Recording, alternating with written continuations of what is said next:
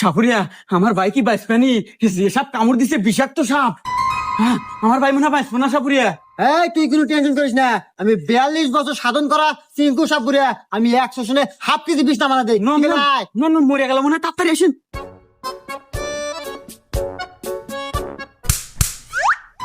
ইস বাপু, তুমি যদি আমাকে 2টা মিনিট আগে আনতে, তাই আমার এই বিষ আমার আয়ত্তে থাকে, আমি বিষ নামাতে পারি। কিন্তু এই বিষ আমার আয়ত্তে আর নাই। এই বিষ চলে গেছে পদ্মা দেবীর আয়ত্তে, আর সাথে মারাও গেছে। আচ্ছা সাপুরিয়া, আপনি জানি কত বছর সাধনা করিয়া আপনি সাপুরি হয়েছেন? ওই কথার কো না বাপু, পুরো 42 বছর সাধনা করে আমি সাপুরিয়া হচ্ছি, এ কি জানো জানো কথা? হ বাপু, খুব কষ্ট তাই না? আচ্ছা সাপুরিয়া সাপ, আপনি যে কইলেন ওই মারা গেছে, আরে বাপু ও তো সাপই কামড় দেয় নাই, ও তো ঘুমাচ্ছে। আর যাক সাপ কামড় দিছে এ তো ঘরের মতো। হুমুন্দি কয় গিরা না, এত পেশাল পারে ঘুমায়ও শান্তি নাই। হ্যাঁ